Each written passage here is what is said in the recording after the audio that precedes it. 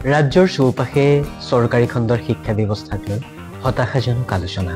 তাৰ মাজতো কিছু ব্যতিক্ৰমী ব্যক্তিসত্তা তথা ব্যতিক্ৰমী প্ৰতিষ্ঠানে দিবানিশি চেষ্টা কৰিছে ছাত্ৰ ছাত্ৰীৰ উন্নত শৈক্ষিক ভৱিষ্যত গঢ়িবলৈ। তেনে শিক্ষাগুৰু, তেনে ব্যতিক্ৰমী প্ৰতিষ্ঠানৰ অনুসন্ধানত আমাৰ এই নতুন যাত্ৰা সম্ভাৱনা। আহকচোন আমাৰ এই মজিয়াত আজি আমি লগ পাওঁ তেনে এগৰাকী পৃথক অনন্য শিক্ষাগুৰুক এক ব্যতিক্ৰমী শিক্ষানুষ্ঠানৰ প্ৰাংগণত আৰু জানিবলৈ চেষ্টা কৰোঁ তেখেতৰ সেইসমূহ প্ৰয়াসক যাৰ জৰিয়তে তেখেতে অহৰ্নিশে চেষ্টা কৰিছে নতুন প্ৰজন্মক জিলিকাই তুলিবলৈ, নতুন প্ৰজন্মক সপোনৰ বাট দেখুৱাবলৈ।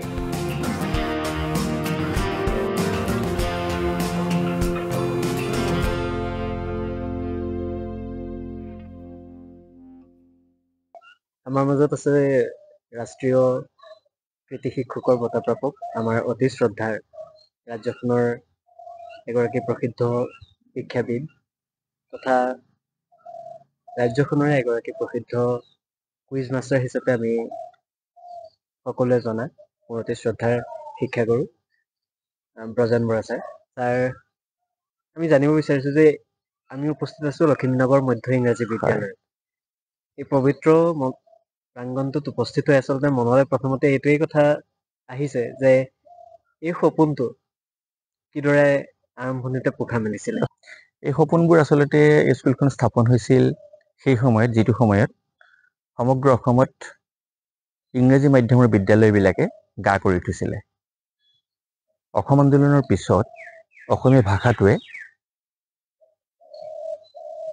যেনেধৰণে সন্মান আৰু শ্ৰদ্ধা পাব লাগিছিল কিছু হেৰুওৱা যেন লাগিছিল, আৰু সেইকাৰণে 1985 চনৰ পৰাই অসমৰ চৌপাশে কনভেন্ট স্কুলবিলাক, প্ৰাইভেট স্কুলবিলাক এই অসমীয়া মাধ্যমৰ হ'ব পাৰে নে ইংৰাজী মাধ্যমৰ হ'ব পাৰে গা কৰি উঠিছিল। তেনেকুৱাতে সুখেন কোঁৱৰ নামৰ এজন বাক্সুৰ ফালৰ মানুহে, বকথাৰ মানুহ আছিল তেখেতে ইয়াতে থাকিছিল আৰু তেখেতে ইচ্ছা কৰিছিল ইয়াত এখন স্কুল কৰিব লাগে, স্কুলখন ইংৰাজী মাধ্যমৰ বিপৰীতে যাব লাগে, সম্পূৰ্ণ অসমীয়া মাধ্যমৰ জৰিয়তে পঢ়াব লাগে আৰু বিদ্যালয়খন এটা সময় আহিব লাগে ইয়াক হায়াৰ ছেকেণ্ডেৰী স্কুল কৰিব লাগে। সেই সপোনটো শ্ৰদ্ধা সুখেন কোঁৱৰ ছাৰে লৈছিল।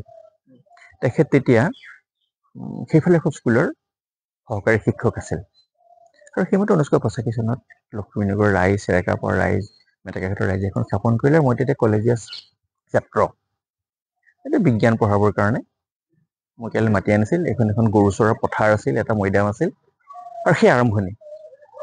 তাৰপিছত সেই বকথাৰে এজন মানুহে বকথাৰ বাৰীৰ পৰা বাঁহ কাঠ আৰু আজাৰ খুটা আনি পেলাই ইয়াত এটা কেঁচা ঘৰ তৰিছে 85 চনত। শিৱসাগৰ ডেপুটি কমিশ্যনাৰৰ যিটো বাসগৃহ সেইটো তেতিয়া খেৰৰ আছিল ওপৰতো। সেই খেৰবোৰ যেতিয়া টিঙলৈ পৰিৱৰ্তন কৰি সেই খেৰবিলাক আনি আমাৰ এই বিদ্যালয়ৰ ওপৰৰ গৃহটো চোৱা হৈছিল বুৰুৰি খেৰবিলাকৰ জৰিয়তে। এই যে ভাল কাম এটা, ভাল এটা ঘৰৰ পৰা আনিবলৈ যে কৰা হ'ল, তাৰপিছত আজি এইটো অৱস্থা। আৰু এই যে আপোনালোকে দেখিছে মোৰ স্কুলখন, এইবিলাক চব গভৰ্ণমেণ্ট ফাণ্ডৰ পৰা কৰা হৈছে। মেক্সিমাম চৰকাৰে যিমান টকা পইচা দিছে গোটেই টকা পইচাবিলাক কামত লগোৱা হৈছে, আৰু বাকী যিবিলাক কছমেটিক চেঞ্জ দেখিছে এইবিলাক হ'ল ৰাইজৰ অনুদান, শিক্ষকসকলৰ অনুদান, অভিভাৱকসকলৰ অনুদান আৰু চৌপাশে থকা মানুহবিলাকৰ অনুদান।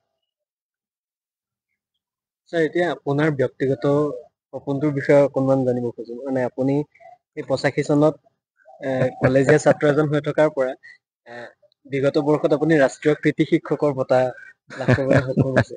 তাৰ লগতে আমি জানো যে আপুনি এজন অতি তীক্ষ্ণধী মেধাসম্পন্ন অসমৰ এগৰাকী প্ৰসিদ্ধ কুইজ মাষ্টাৰ। এই জ্ঞান সাধনাৰ এই গোটেই পৰিক্ৰমাটোত আপোনাক আচলতে যি ধৰণে শৈশৱত চাব খুজিছিলে, আপুনি তাক লৈ আজি কি অনুভৱ কৰে? মই গৌৰৱান্বিত। মই খুব গৌৰৱ অনুভৱ কৰোঁ। বিদ্যালয়ৰ বিশেষকৈ প্ৰাইমেৰী স্কুল এখনত শিক্ষকতা কৰিবলৈ পোৱাটো মোৰ জীৱনৰ লক্ষ্য নাছিল, মোৰ উদ্দেশ্যও নাছিল। কিন্তু পৰিস্থিতিয়ে মোক যেতিয়া ছাত্ৰ ছাত্ৰীসকলৰ মাজলৈ লৈ আনিলে, তেতিয়া মই ভাবিলোঁ যে ইয়াতকৈ সুখৰ ঠাই আৰু নাই। মোৰ সকলোবোৰ বন্ধু, মোৰ ইউনিভাৰ্চিটিৰ বন্ধুবিলাক এতিয়া হায়াৰ এডুকেশ্যনত আছে, তেওঁলোক বহুকেইজন কলেজৰ প্ৰিন্সিপাল।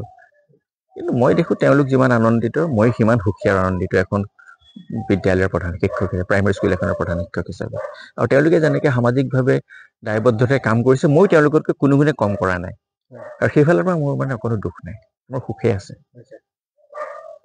স্যাৰ এতিয়া দেখা যায় যে আপুনি এখন চৰকাৰী মাধ্যমৰ শিক্ষানুষ্ঠানৰ প্ৰধান শিক্ষক হিচাপে কৰ্মৰত বা এই শিক্ষানুষ্ঠানখনক অসমৰে এখন আগশাৰীৰ শিক্ষানুষ্ঠানলৈ কয় আপুনি মানুহে কয় সলনি কৰিছে। হয় স্যাৰ এতিয়া কিন্তু এটা সমাজত মানে এনেই চলি থকা এটা দ্বন্দ্ব আছে যে ব্যক্তিগত খণ্ডৰ বিদ্যালয়সমূহ চৰকাৰী খণ্ডৰ বিদ্যালয়তকৈ বেছি ধৰণে আগবঢ়া বা বেচৰকাৰী খণ্ডৰ বিদ্যালয়ত ছাত্ৰ ছাত্ৰীয়ে অধ্যয়ন কৰিলে তেওঁলোকৰ প্ৰতিভাসমূহ অধিক ধৰণে ত্বৰান্বিত হ'ব পাৰে বা তেওঁলোকে অধিক ধৰণে প্ৰতিভাশালী হৈ আগবাঢ়ি যোৱাৰ সুযোগ সুবিধা লাভ কৰে।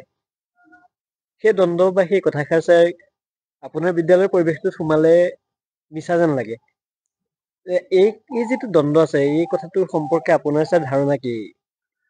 এই দ্বন্দ্বটো আচলতে 90-91 চন মানৰ পৰা আহিছে যেন লাগে।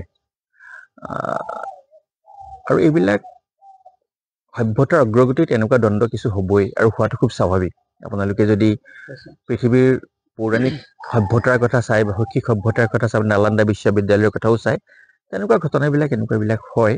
কিন্তু আমি হ'লেও তাৰ মাজৰ পৰা যিখিনি ভাল কাম কৰিব পৰা যায় সেই ভাল কামখিনি কৰাৰ চেষ্টা থাকিলে মই ভাবোঁ চৰকাৰী মাধ্যমৰ বিদ্যালয়বিলাকে কোনো কাৰণতেই বেচৰকাৰী মাধ্যমৰ মানে বেচৰকাৰী যিবিলাক শিক্ষালয় আছে শিক্ষালয়বিলাকতকৈ যে ইয়াত কম শিক্ষা প্ৰদান কৰা যায় ইয়াৰ গুৰুত্ব কম সেই কথাটো মই অনুভৱ নকৰোঁ। অৱশ্যে কিছু কিছু ক্ষেত্ৰত হয়, সেইটো নোহোৱা নহয়, নহ'লেতো ৰাইজে নকলে এই কথাটো নহয় জানো কথাটো।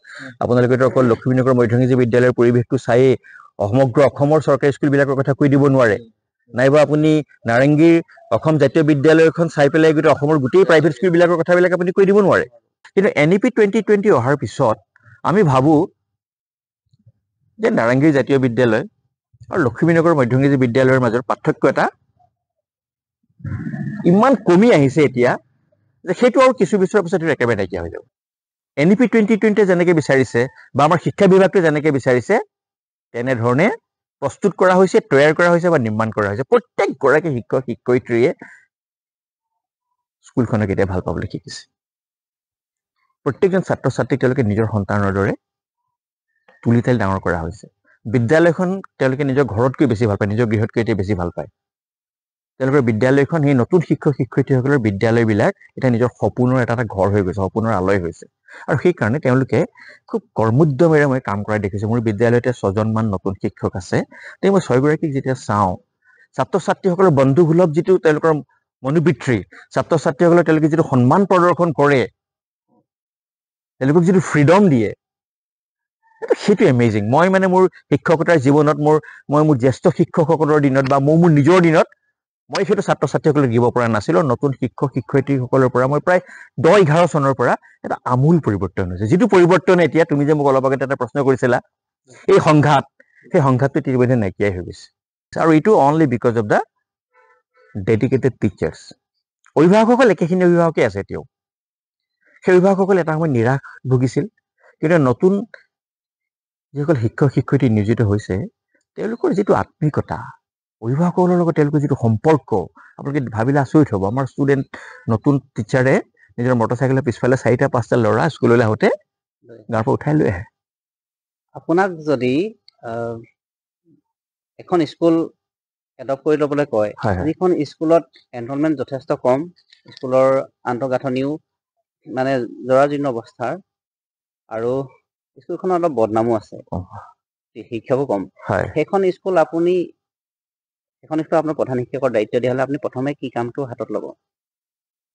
আচলতে প্ৰথমতে কি কামটো হাতত ল'ম, সেইটো মই সেই বিদ্যালয়খনক যেতিয়া মই এডাপ্ট কৰিম, এডাপ্ট কৰি তাৰ বিদ্যালয়খনৰ যিটো হিষ্ট্ৰী, তাৰ বিদ্যালয়খনৰ যিটো বুৰঞ্জী,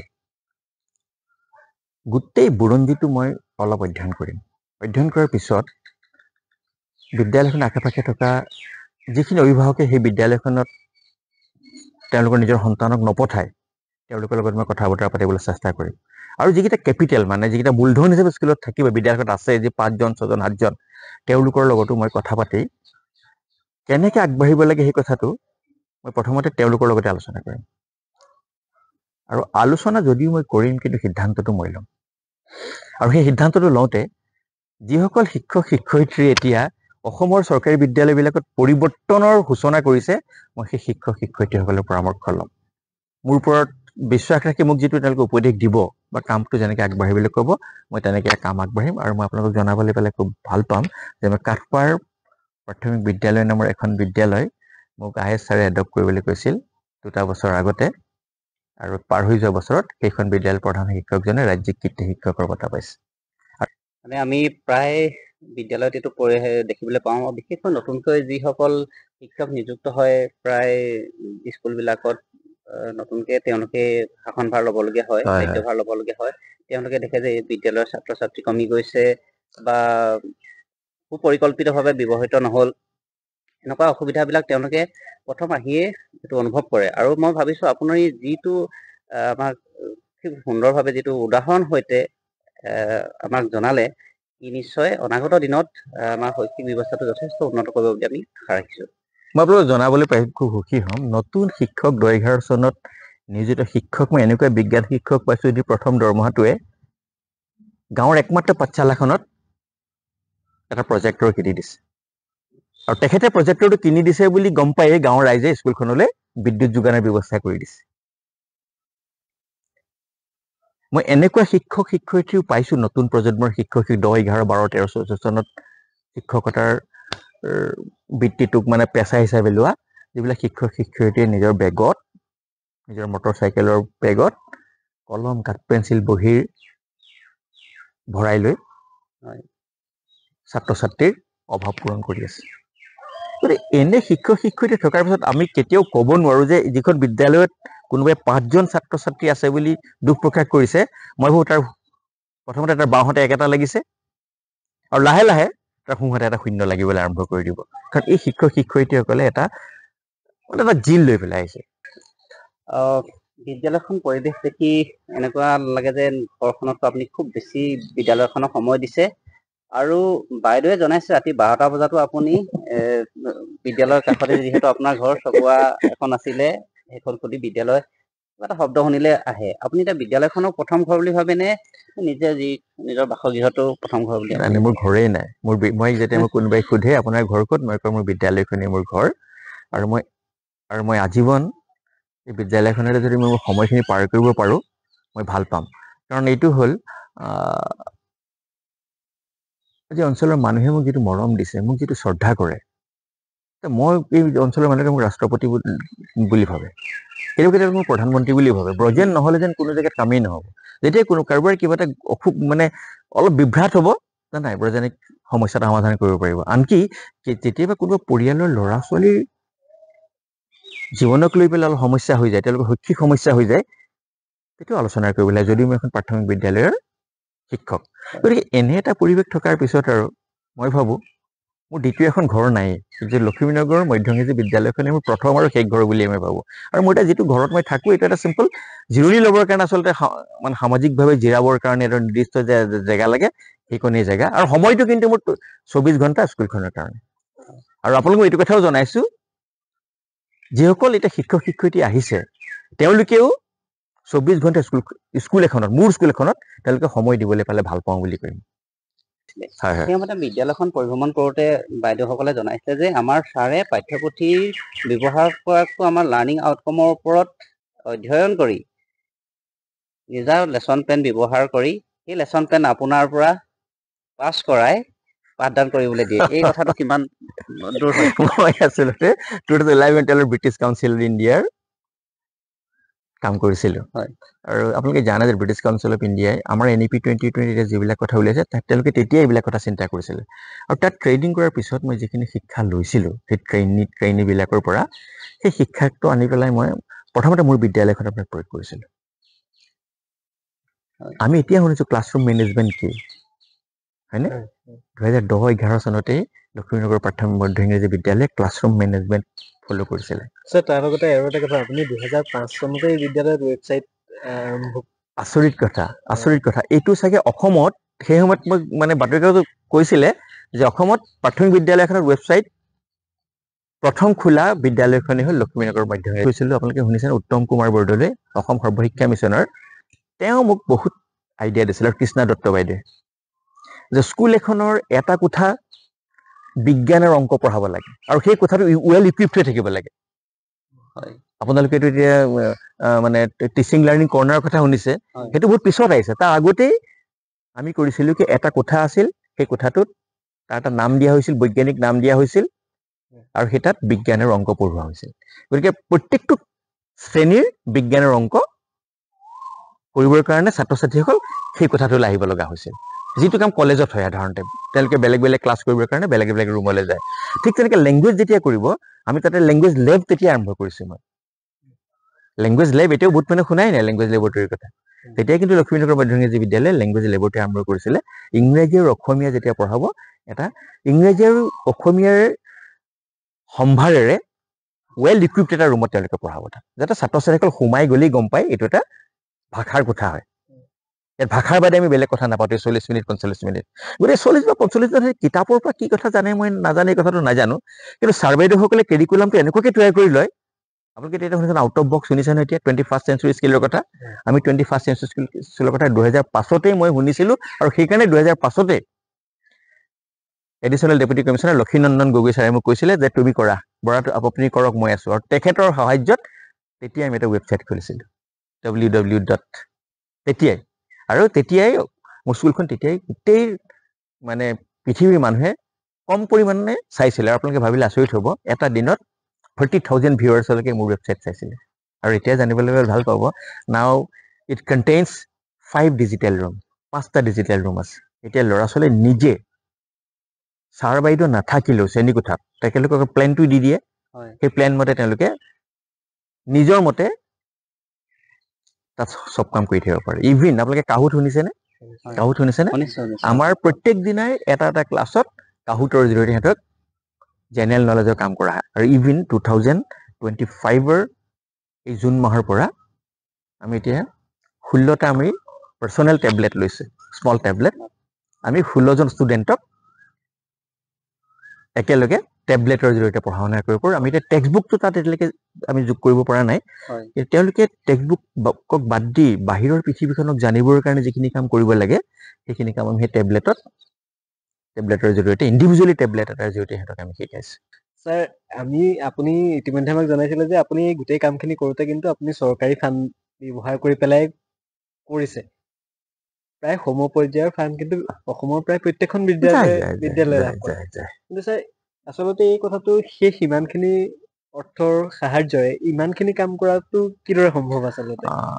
আচলতে সেইটো এটা কেপিটেলটো যদি থাকে আপুনি, তাৰ আশে পাশে আৰু বহু ধৰণৰ কাম কৰিব পৰা যায়। ধৰক আপুনি ইনফ্ৰাষ্ট্ৰাকচাৰ গ্ৰাউণ্ডত মোৰ ইয়াত 100তকৈ বেছি ষ্টুডেণ্ট অহাৰ কাৰণে 50,000 টকা আহে। কিন্তু মই আপোনালোকে দেখিছে মোৰ বিদ্যালয়খন 50,000 টকাটো ৰং কৰিবলৈকে লাগিব। গতিকে মই এবছৰ যদি ৰং কৰোঁ আৰু 2 বছৰ ৰং নকৰোঁ, বা 3 বছৰলৈকে মই ৰং নকৰোঁ, মোৰ যেতিয়া 50,000 টকা মই 5টা বছৰৰ কাৰণে প্লেন কৰা আছে, বাকী 50,000 টকা আহিলে আমি ক'ত খৰচ কৰিম? আৰু তাতে আনুষাংগিক যিবিলাক খৰচ আহে, সেই খৰচবিলাক আমাৰ যিসকল শিক্ষক শিক্ষয়িত্ৰী থাকে, তেওঁলোকক যিসকলক দায়িত্ব প্ৰদান কৰা হয়, তেওঁলোকে সেই দায়িত্বটো ইমান সুচাৰুৰূপে পালন কৰে যে মোক ভাবিবলৈ নিদিয়ে আৰু যে 50,000 টকাটো শেষ হ'ল, কামটো ইমানতে শেষ হ'ল, তেনেকুৱা কথা হৈ নাথাকে। অৰ্থাৎ মোৰ সহযোগী যিসকল শিক্ষক শিক্ষয়িত্ৰী, তেওঁলোকৰ মাইণ্ডছেটটো মই তেনেকৈ তৈয়াৰ কৰি পেলাইছোঁ। স্কুলখনৰ কাৰণে আমি কিবা এটা কৰিম। যদি 8 ঘণ্টা সময় স্কুলখনতে তেওঁলোকে পাৰ কৰে ন, জীৱন 8 ঘণ্টা সময় ইয়াতে পাৰ কৰে। তেওঁলোকেতো ঘৰৰ ডাইনিং টেবুলখনত বহি পেলাই ভালকৈ ভাতেই খাবলৈ নাপায়, ঘৰৰ চোফাটোতো তেওঁলোকে বহিবলৈ নাপায়। গতিকে তেওঁলোকৰ মানসিকতা এনেকৈ গঢ়ি তোলা হৈছে যে ইয়াত যি 8 ঘণ্টা থাকিব, তেওঁলোকে যদি প্ৰয়োজন হয় ইয়াত অন্তত 45 মিনিট তেওঁলোকে এটা চোফাত বহিব। বুজি পাইছেনে কথাটো? তেওঁলোকেতো ঘৰৰ পাংখাখনৰ সুবিধা ল'বলৈ নাপায় না, গতিকে ইয়াতেই তেওঁলোকে সুবিধাকণ লওক, ভালকৈ সুবিধাকণ ইয়াতেই লওক। আৰু সেই মানসিকতাটো গঢ় লোৱাৰ কাৰণে এই যদি চৰকাৰী ফাণ্ডৰ কথা কয়, সেই ফাণ্ডটো মানে কি হয় জানে, পাব্লিকক জনাই দিব লাগে। মই প্ৰধান শিক্ষক হিচাপে ফাণ্ড যেতিয়া আহে, মই প্ৰথমতে শিক্ষক শিক্ষয়িত্ৰীসকলক জনাই লওঁ যে হেৰা মোৰ টকা 10,000 আহিছে দেই, এইটো কাম কৰিবলৈ কৈছে, এইখিনি কাম কৰিব কৈছে, ইয়াৰ ওপৰত যদি কিবা কাম কৰিব লাগে আপোনালোকে প্লেন এটা কৰক, আৰু কিমান পইচা লাগিব আপোনালোকে ঠিক ঠাক কৰক, তাৰপিছত আমি আলোচনা কৰিম, বাকী পইচাটো আমি ক'ৰ পৰা আনিম। মানে কাম এটা কৰি, ভাল কাম এটা কৰিলে আচলতে সকলোবিলাকে সহযোগিতা কৰে। আপোনালোকে লাইব্ৰেৰীটো চাইছে চাগে। মই প্ৰাইমেৰী স্কুল এখনত এজন ছাত্ৰই যেতিয়া সেই লাইব্ৰেৰীৰ কথাটো পঢ়ে, তাৰ হেঁপাহ কি হয় জানে, তেওঁলোকে যেতিয়া ইয়াৰ পৰা কিতাপ এখন বিচাৰে, সিহঁতে কিতাপ কি বিচাৰিছে একো নাজানে, কিন্তু আপুনি পিছলৈ এবাৰ চাবচোন, কোনোবা এটা ল'ৰাই কোনোবা এটা ল'ৰাক দাঙি পেলাই ওপৰৰ আলমাৰিটোত এনেকৈ কিতাপ এখন দাঙি থৈছে, সেইখন কিতাপ টানি আনিছে, সি নাম চাম একো নাজানে, একান্ত মনেৰে কিন্তু লুটিয়াই চাই আছে। একো ফলাফল আপুনি এই সময়ত নাপায়, কিন্তু 20 বছৰৰ পিছত আপুনি তাৰ ফলাফল একো নাপাবনে? নিশ্চয় পাব। সেইটো মই মোৰ স্কুলখনে মই সেইটো আশা কৰোঁ। মই আজিয়ে একো আশা কৰা নাই। মই 20 বছৰৰ পিছত 25 বছৰৰ পিছত স্কুলখনৰ পৰা ওলাই যোৱা ছাত্ৰ ছাত্ৰীসকল যাতে অসমৰ কাৰণে ভাল কাম কৰিব পাৰে, ভাৰতবৰ্ষৰ কাৰণে ভাল কাম কৰিব পাৰে, ৰাষ্ট্ৰৰ ভাল নাগৰিক হ'ব পাৰে, মই সেইটো আশা কৰোঁ। মোৰ যিটো কমন ৰুমটোৰ নামটো আপোনালোকে কি জানে নহয়? শইচৰ পথাৰ। এই শইচৰ পথাৰত যিসকল কৃষক আছে, সেই কৃষকসকলৰ কাৰণে যিবিলাক ৱেপনছ আছে খেতি কৰাৰ, শৈক্ষিক খেতি কৰাৰ, সেইবোৰ আপোনালোকে স্কুল খোলা থাকিলে গম পাব যে আমি কেনেকে ধৰণে এই টুলছবিলাক ব্যৱহাৰ কৰি ছাত্ৰ ছাত্ৰীৰ লগত একাত্মতাৰে কাম কৰোঁ। হেণ্ডছ অন ট্ৰেইনিং এতিয়াহে আহিছে, হয় নহয় কথাটো? 2005 চনৰ পৰা হেণ্ডছ অন ট্ৰেইনিং। 2005 চনত আমাৰ বিদ্যালয়ে কম্পিউটাৰ সৰ্বশিক্ষাৰ পৰা নোপোৱাকৈয়ে আমি 5টা কম্পিউটাৰ নিজে যোগাৰ কৰি লৈছিলোঁ তেতিয়া। এতিয়াও ডেস্কটপ কম্পিউটাৰ চলি আছে, এতিয়াও চলি আছে। কিন্তু চৰকাৰে এতিয়া কম্পিউটাৰ বন্ধ হৈ গ'ল, নহয় জানো? সেই কম্পিউটাৰবিলাক চলাই থাকিব কাৰণে চৰকাৰে ফাণ্ড নিদিয়ে। মন আছে, কিন্তু চৰকাৰে যদি আমাক কয় সেইখন ব্ৰজেনৰ স্কুল, চব থাকে তাত, চব পাব।